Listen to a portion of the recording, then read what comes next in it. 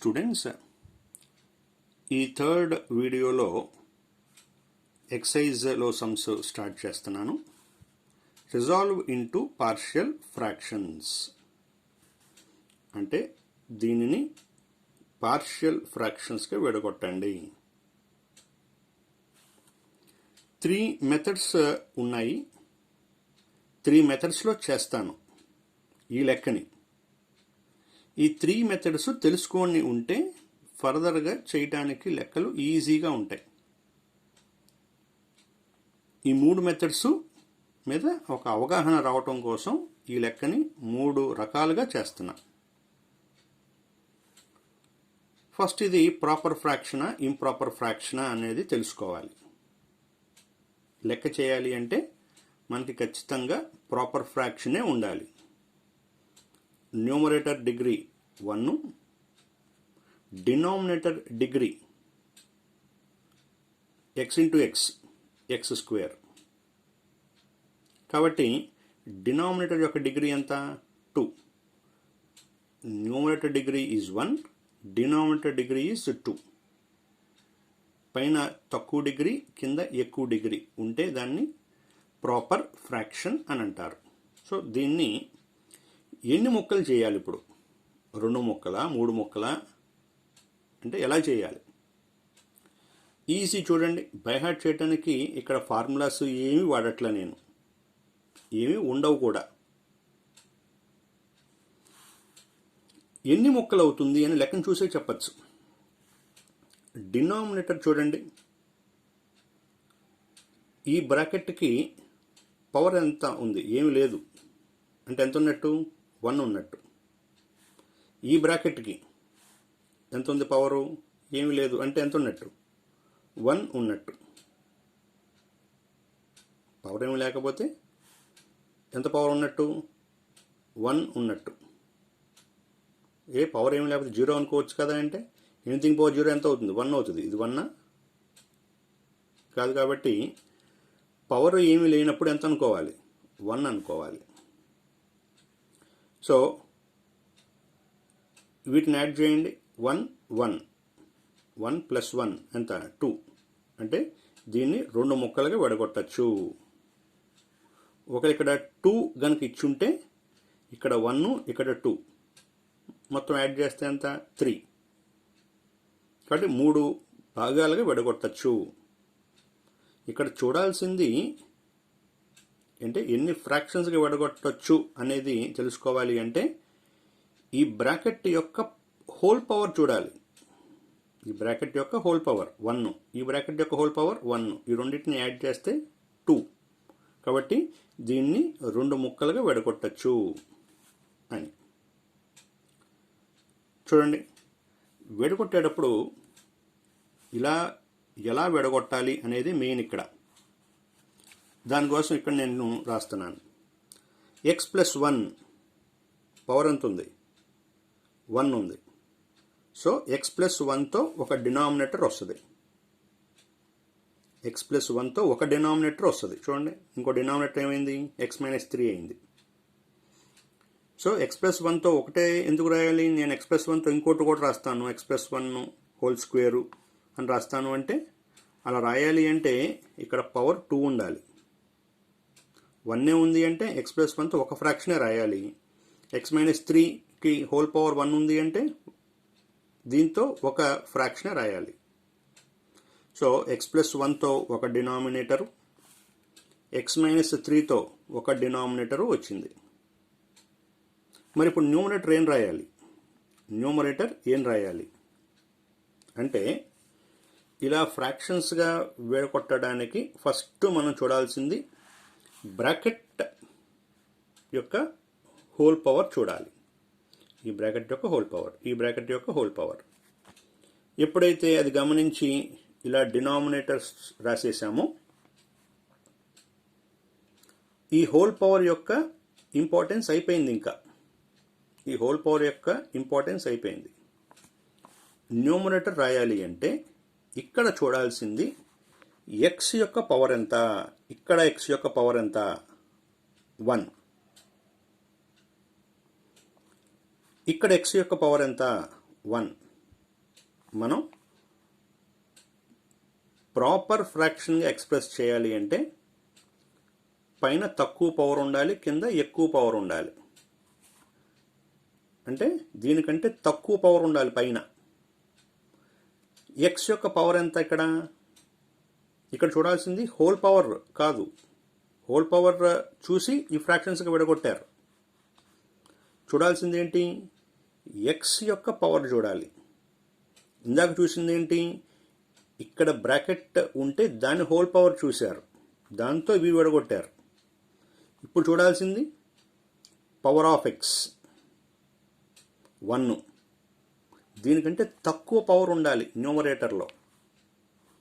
ఇది పవర్ 1, దీనికంటే తక్కువ పవర్ అంటే పవర్ 0నేగా. పవర్ 0 అంటే కాన్స్టెంట్.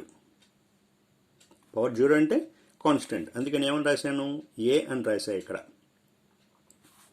అలాగే x-3 హోల్ పవర్ కాదు చూడాల్సింది. హోల్ పవర్తోనే ఈ ఫ్రాక్షన్స్ విడగొట్టామన్నా. ఇప్పుడు చూడాల్సింది దేని power? X power. X power ఎంత ఇక్కడ? 1. అంటే దీనికంటే తక్కువ పవర్ న్యూమరేటర్లో ఉండాలి. ఇది ఆల్రెడీ పవర్ 1, దీనికంటే తక్కువ పవర్ అంటే పవర్ 0 అవ్వాలి. పవర్ 0 అంటే కాన్స్టెంట్. అంటే constant has no power, which means constant has 0 power అన్నమాట. సో న్యూమరేటర్ వచ్చేసింది. దీనికి ఏ, దీనికి బి. ఈ ఏబి వాల్యూస్ ఐడెంటిఫై చేస్తే సమ్ అయిపోయినట్టే. చూడండి ఎలా ఐడెంటిఫై చేస్తానో. ఇది రాయటమే ఇంపార్టెంట్ లెక్కలో. ఏ ఎక్సర్సైజ్లో సమ్ చేసినా ఇది రాయటం ఇంపార్టెంట్. మళ్ళొకసారి గుర్తు చేస్తున్నా. ఇలా రాయాలి అంటే చూడాల్సింది ఏంటి? బ్రాకెట్ యొక్క పవర్ చూడాలి. ఏది 1 ఉంటే ఒకసారి రాయాలి, 2 ఉంటే దీంతో 2 సార్లు రాయాలి. 1 ఉంది కూడా ఒకసారి రాశాను. x-3 హోల్ పవర్ 1 కాబట్టి ఒకసారి రాశాను. రాసిన తర్వాత ముందు డినామినేటర్స్ రాసుకోవాలి, తర్వాత న్యూమరేటర్ రాస్తాను. ఇప్పుడు న్యూమరేటర్ రాసేటప్పుడు హోల్ పవర్ యొక్క ఉపయోగం అయిపోయింది, దాన్ని ఉపయోగించి దీన్ని విడగొట్టారు. ఇప్పుడు చూడాల్సింది దేని పవరు? ఎక్స్ యొక్క పవరు. ఎక్స్ యొక్క పవర్ ఎంత ఉంది? 1 ఉంది. దానికంటే తక్కువ పవర్ అంటే కాన్స్టెంట్ 0 పవర్ రాయాలి. ఇక్కడ కూడా ఎక్స్ యొక్క పవర్ 1 ఉంది. దీనికంటే తక్కువ పవర్ రాయాలంటే 0 పవర్ రాయాలి. 0 పవర్ అంటే అది కాన్స్టెంట్ అన్నమాట. రైట్. ఇప్పుడు నుంచి ఏం చేస్తానంటే LCM x+1 x-3, x+1 x+1, extra is x-3 into a. So a into x-3 plus x-3 x-3 extra ఏముంది ఇక్కడ? x+1, దాంతో న్యూమరేటర్ని మల్టిప్లై చేయాలి. So b into x+1. Both sides denominator cancel చేశా. మిగిలింది ఏంటి మరి? 2x plus 3 equal to a into x-3 plus b into x+1. That is equation 1 అనుకున్నా. LCM చేసిన తర్వాత డినామినేటర్స్ రెండు వైపులా క్యాన్సిల్ చేస్తే మిగిలిన న్యూమరేటర్ రాసుకొని దాన్ని ఈక్వేషన్ 1 అన్నాను. Take any values to X of our choice on both sides. అంటే మనకి నచ్చిన వాల్యూస్ ఏవైనా పెట్టుకోవచ్చు. మనకి నచ్చిన వాల్యూస్ ఏవైనా పెట్టుకోవచ్చు రెండు వైపులా. నేను పుట్ x ఈక్వల్ టు 4 అన్నా. దేంట్లో పెడుతున్నాను? ఇది ఈక్వేషన్ 1లో పెడుతున్నాను. Replace x value as 4 in equation 1. 2 into 4 8 plus 3 11 equal to, in the place of x I am replacing 4. So 4 minus 3 is 1. 1 into a plus b into x plus, in the place of x I am replacing 4. So 4 plus 1. 4 plus 1 ante 5. 5b. a plus 5b minus 11 equal to 0. Equation 1. Roman number 1 అనుకున్నా. ఈసారి ఇంకొక x value ఇస్తున్నాను. ఈసారి ఎంత ఇచ్చాను? x equal to 5 ఇచ్చాను ఈసారి. ఏ X equal 5 ఎందుకు ఇచ్చారు, 6 ఇవ్వచ్చు కదా అంటే మన ఇష్టం, ఏ వాల్యూని ఇవ్వచ్చు, చాయిస్ మందే.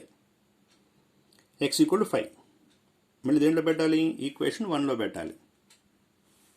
పెట్టండి. ఎక్స్ వాల్యూ 5 కాబట్టి 2 5s are 10 + 3 13 equal to 5 పెట్టానుగా, 5 - 3 2 2a plus 5 పెట్టాను, 5 + 1 6 6b. ఈ కాన్స్టెంట్ షిఫ్ట్ చేస్తే 2a + 6b - 13 equal to 0. Roman number 2 అన్నా. Solve 1 and 2.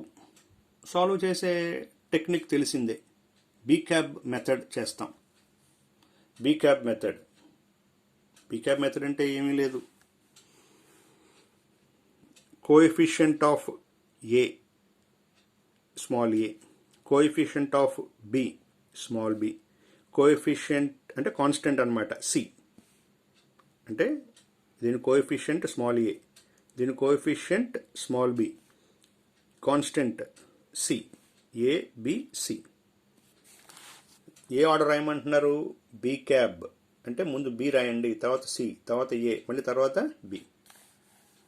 సో ఇక్కడ బి అంటే ఎంత, 5.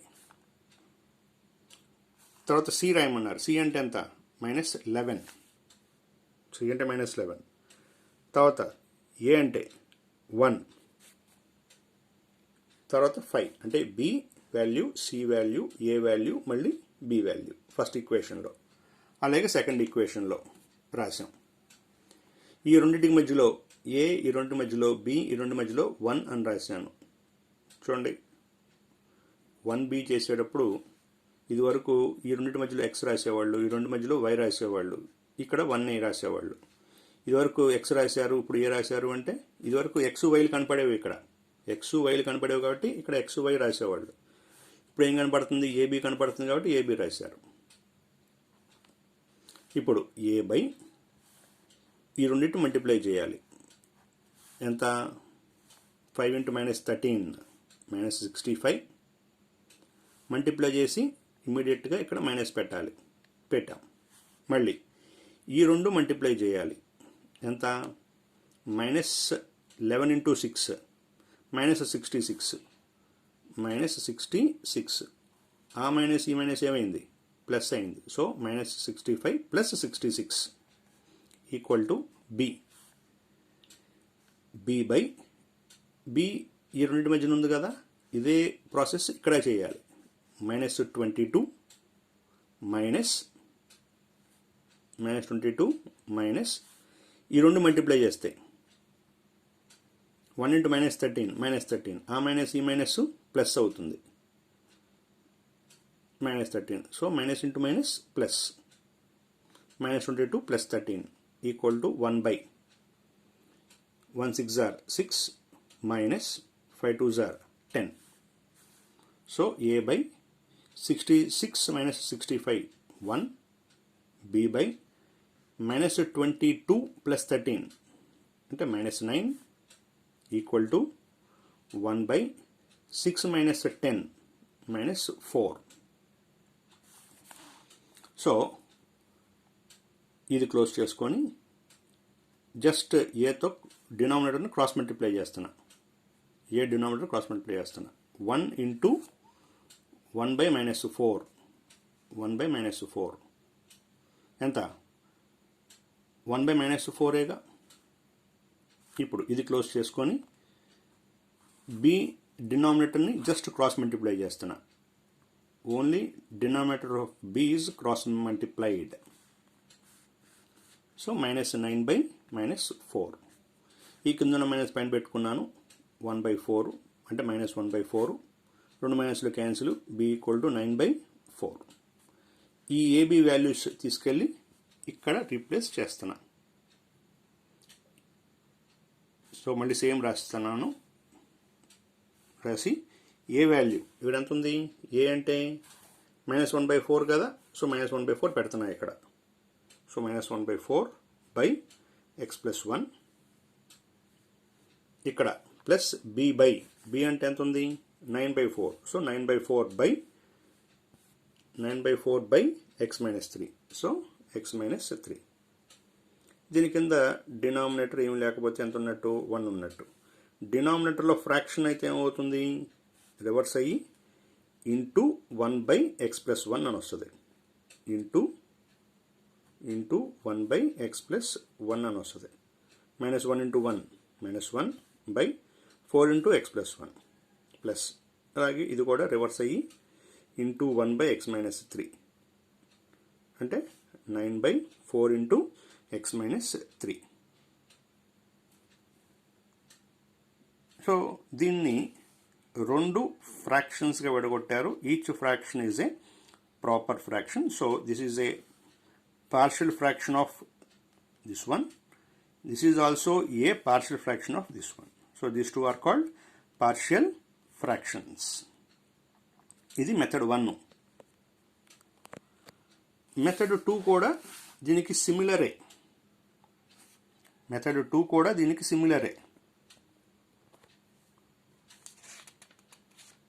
సో మెథడ్ 2 లోకి వెళ్తున్నా. 2x plus 3/x+1 into x minus 3. ఇది ఎలా రాయాలో చూసాం. ఎల్సిఎం చేశాను, రెండు వైపులా డినామినేటర్స్ క్యాన్సిల్ చేశాను, మిగిలింది రాశాను. ఇక్కడ నేను రాసి కొట్టేశా. తప్పని కాదు, కొట్టేయటం ఇది తప్పు కాదు, కరెక్టే. ఎందుకు కొట్టేశా? ఇందాక ఏం చెప్పాను, మీకు నచ్చిన వాల్యూస్ ఇచ్చుకోండి ఇక్కడ అన్న. సో మళ్ళీ నచ్చిన వాల్యూస్ అలా ఇచ్చుకుంటూ పోతే లెక్క పెద్దదవుతుంది. అందుకోసం ఇలా ఇష్టం వచ్చిన వాల్యూస్ ఇవ్వద్దు అని రాసి కొట్టేశాను నేను. ఇలా ఇష్టం వచ్చిన వాల్యూస్ ఇవ్వద్దు. మరి ఏ వాల్యూస్ ఇవ్వాలి అంటే వీటికి సూట్ అయ్యే వాల్యూస్ ఇవ్వండి.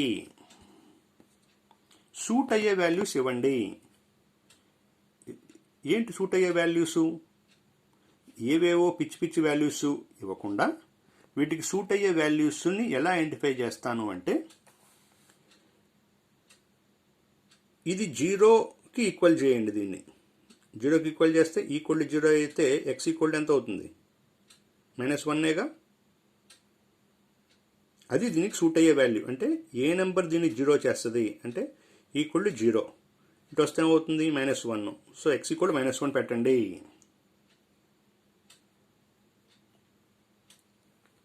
దేంట్లో? ఈక్వేషన్ 1లో 2 into -1 -2 plus 3 -2 plus 3 1 -1 పెట్టాం ఇక్కడ. -1 -3 -4. సో -4a ప్లస్ -1 పెడుతున్నాను కదా. సో -1 plus 1 -1 plus 1 ఏమైపోతుంది? 0 అయిపోతుంది. సో b into 0 అంటే 0. అంటే ఏముంది? 1 equal to -4a. So a equal to ఎంత వచ్చింది? మల్టిప్లికేషన్. షిఫ్ట్ అయితే డివిజన్. -1/4. డైరెక్ట్గా ఏ వాల్యూ వచ్చేసింది. మళ్ళీ దీనికి సూట్ అయ్యే వాల్యూ అంటే రఫ్లో దీన్ని చిన్నగా ఈక్వల్ టు 0 అని రాసుకున్నా. ఇది 0 అవటం అంటే x ఈక్వల్ ఎంత అవ్వాలి? 3 అవ్వాలి. So put x equal to 3. Equation 1లో x బదులు 3 పెడుతున్నా. 2 3s are 6 plus 3 9 equal to 3 పెడితే 3 minus 3 0. అంటే ఈ పార్ట్ 0 అయిపోయింది. 3 plus 1 4 4b. So b equal to 9/4. AB values వచ్చేసాయి. ఆ ఏబీ వాల్యూస్ని ఇందాక మెథడ్ 1లో రీప్లేస్ చేసేట్టుగా రీప్లేస్ చేసేసా. అంటే మీకు నచ్చిన వాల్యూస్ ఏవేవో ఇచ్చుకుంటే మెథడ్ 1లో చూడండి, ఈక్వేషన్ వచ్చింది, దాన్ని బీక్యాప్ చేస్తే కానీ ఏబీ వాల్యూస్ రాలా. సో ఏబీ వాల్యూస్ రావాలి అంటే ఇంత ప్రాసెస్ చేయాలి, ఏవేవో వాల్యూస్ ఇస్తే. అలా కాకుండా దానికి ఏ వాల్యూస్ సూట్ అవుతాయి అని తెలుసుకుంటే, ఏ వాల్యూస్ సూట్ అవుతాయి అని తెలుసుకుంటే, ఏ వాల్యూస్ సూట్ అవుతాయి, ఇది ఈక్వల్ టు 0 అనుకుంటే ఎక్స్ ఈక్వల్ ఎంత అవుతుంది, -1. ఇది ఈక్వల్ టు 0గా తీసుకుంటే ఎక్స్ ఈక్వల్ టు 3. ఇవి దీనికి సూట్ అయ్యే వాల్యూస్. ఈ లెక్కకి సూట్ అయ్యే వాల్యూస్ ఏంటి, -1, 3. చూడండి, దానికి సూట్ అయ్యే వాల్యూస్ ఇవ్వటం వల్ల డైరెక్ట్గా ఏ వాల్యూ వచ్చేసింది, డైరెక్ట్గా బి వాల్యూ వచ్చేసింది. అలా కాకుండా ఏవేవో వాల్యూస్ ఇస్తే ఈక్వేషన్స్ వస్తాయి, వాటిని సాల్వ్ చేసుకోవాలి. అప్పుడు కానీ ఈ ఏబి వాల్యూస్ రావు. ఇక్కడ ఒక డౌట్ వచ్చింది, ఏమని, సార్ ఇక్కడ 4 మెథడ్ 1లో ఈ వాల్యూస్ 4, 5 కాకుండా నేను 10, 11 తీసుకుంటా, లేదా 10, 15 తీసుకుంటా, లేదా 25, 35 తీసుకుంటా, ఏమవుతుంది, ఏమీ అవ్వదు. ఇలాంటి ఈక్వేషన్స్ వస్తాయి మళ్ళీ. కానీ ఏబి వాల్యూస్లో మార్పు ఏమీ ఉండదు. Whatever the values you take for X, respective of those you will get the same A and B values. చూసారుగా, మెథడ్ 1లో మీరు తీసుకున్నవి 4, 5 అయితే మెథడ్ 2లో నేను తీసుకున్నది ఏంటి, -1, 3. వాల్యూస్ సూట్ అయ్యే వాల్యూస్ ఇచ్చేసాను, సింపుల్గా వచ్చేసినాయి ఏబి వాల్యూస్. అంటే ఫస్ట్ మెథడ్లో వాడిన వాల్యూస్ కాకుండా వేరే వాల్యూస్ వాడినా సరే ఎక్స్కి ఆన్సర్ అదే వచ్చింది. అదే అబ్జర్వ్ చేయాలి. అంటే మెథడ్ 2లో అబ్జర్వ్ చేయాల్సింది ఏంటంటే వాటికి సూట్ అయ్యే వాల్యూస్ ఇస్తే సింపుల్గా ఏబి వాల్యూస్ వచ్చేస్తాయి. అది మెథడ్ 2. అంటే ఫస్ట్ మెథడ్లో ఏ ఆన్సర్ వచ్చిందో సెకండ్ మెథడ్లో కూడా అవే వాల్యూస్ వచ్చాయి. అయితే డిఫరెన్స్ ఏంటి, ఫస్ట్ మెథడ్లో ఏవేవో వాల్యూస్ ఇచ్చారు, సెకండ్ మెథడ్లో దానికి సూట్ అయ్యే వాల్యూస్ ఇచ్చారు. ఇప్పుడు మెథడ్ 3 ఏంటి, మెథడ్ 3 ఇక్కడ డౌట్ వచ్చింది, ఏమని, అసలు వాల్యూస్ ఇవ్వాల్సిందేనా, వాల్యూస్ నేను ఇవ్వను, మరి ఏబి వాల్యూస్ ఇవ్వలేరా మీరు, చూద్దాం. ఇందాకట్లాగానే మెథడ్ 1లో లాగానే మెథడ్ 2లో లాగానే సేమ్ డినామినేటర్ ఎలా రాయాలో, ఫ్రాక్షన్స్కి ఎలా విడగొట్టాలో చెప్పిన దాని ప్రకారం హోల్ పవర్ 1 కాబట్టి x+1తో ఒక ఫ్రాక్షను, దీని హోల్ పవర్ 1, సో x-3తో ఒక ఫ్రాక్షను రాసుకొని ఇప్పుడు న్యూమరేటర్ రాయాలి. దీనికంటే తక్కువ పవర్, x యొక్క పవర్ ఎంత, 1, దానికంటే తక్కువ పవర్ అంటే 0 పవర్ అంటే కాన్స్టెంట్ a. ఇక్కడ కూడా అంతే, x యొక్క పవర్ 1,